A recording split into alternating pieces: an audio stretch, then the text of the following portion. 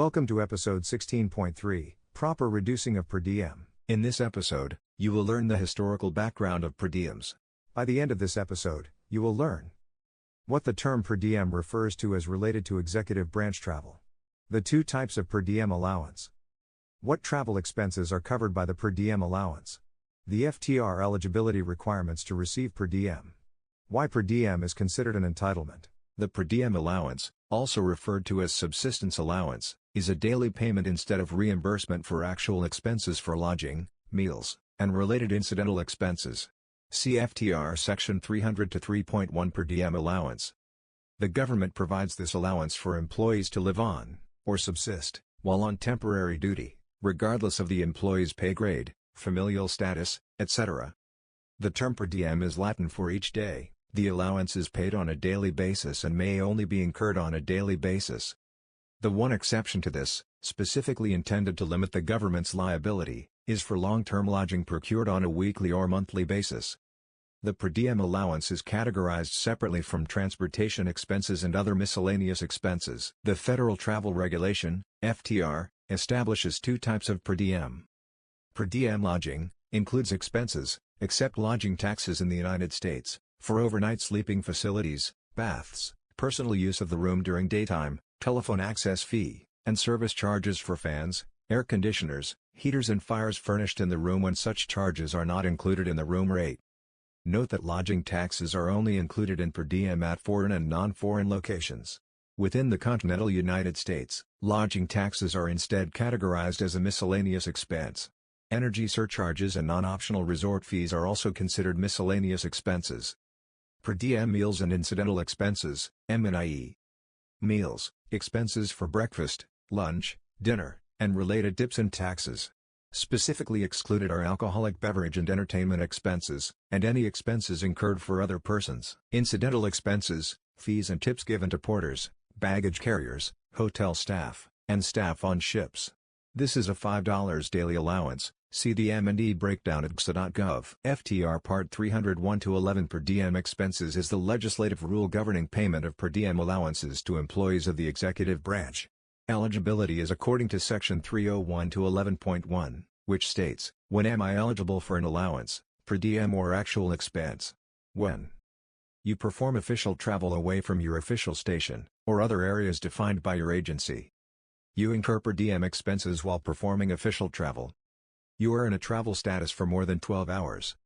Thus, to be eligible for per diem, the employee must have been on approved temporary duty, been away from the official station, been in a travel status for more than 12 hours, actually incurred the expenses. If these tests are not met, then per diem cannot be paid. Employees are presumed to need sustenance after 12 hours. This does not have to be demonstrated. Further, an employee not demonstrating this does not overcome the usual presumption of honesty and fair dealing on the part of the employee. There are certain nuances to this regarding the actual expense method in the so-called tainted day rule. Neither of these is relevant to the topic of reducing per diem and so will not be covered. The CBCA has stated in rulings that once the conditions established by the FTR are met for an employee to qualify for per diem, then it is an entitlement and the employee shall be paid the appropriate allowance. Why does the government pay employees a subsistence allowance? A. Because Congress does not expect agencies' budgets to be augmented by the employee paying travel costs. B. So the employees may continue to live, or subsist, while on temporary duty. C. To enrich employees. D. Known economic conditions. Pause the video, consider your response, and then resume to learn the answer. The correct answer is B. So the employees may continue to live, or subsist, while on temporary duty. The subsistence allowance is also referred to by which Latin term? A. Carpe diem, meaning seize the day. B. Pro diem, meaning daily rate. C. Deponem, meaning for bread. D. Per diem, meaning each day. Pause the video, consider your response, and then resume to learn the answer. The correct answer is D. Per diem, meaning each day. Complete this sentence. An employee is eligible for per diem if they are A. On extended temporary duty. B. On approved temporary duty away from the official station for more than 12 hours and they incur the expenses. C. away from the official station and they incur lodging or meal expenses. D. In the area of the official station and they experience extended or arduous work conditions, traffic or other delays, an emergency circumstance, or inclement weather. Pause the video, consider your response, and then resume to learn the answer. The correct answer is B. On approved temporary duty away from the official station for more than 12 hours and they incur the expenses. May an employee be paid a per diem allowance if they are away from the official station for fewer than 12 hours? Yes. No. Pause the video, consider your response, and then resume to learn the answer. The correct answer is B. No. Which statement is true? A. Taxes for lodging in foreign and non-foreign areas are included in the per diem rate, but lodging taxes are not included in the continental United States per diem rate. B. Taxes for lodging are included in the per diem rates for foreign and non-foreign areas as well as for areas in the continental United States. Pause the video, consider your response, and then resume to learn the answer. The correct answer is B. Taxes for lodging are included in the per diem rates for foreign and non-foreign areas as well as for areas in the continental United States. Choose all that apply. What travel expenses does per diem lodging cover? A. Overnight sleeping facilities and bath. B. Service charges for fans, air conditioners, heaters, and fires furnished in the room when such charges are not included in the room rate. C. Non-optional resort fees. D. Lodging taxes in foreign and non-foreign areas.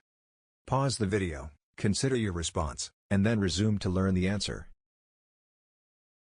The correct answers are A, B, and D.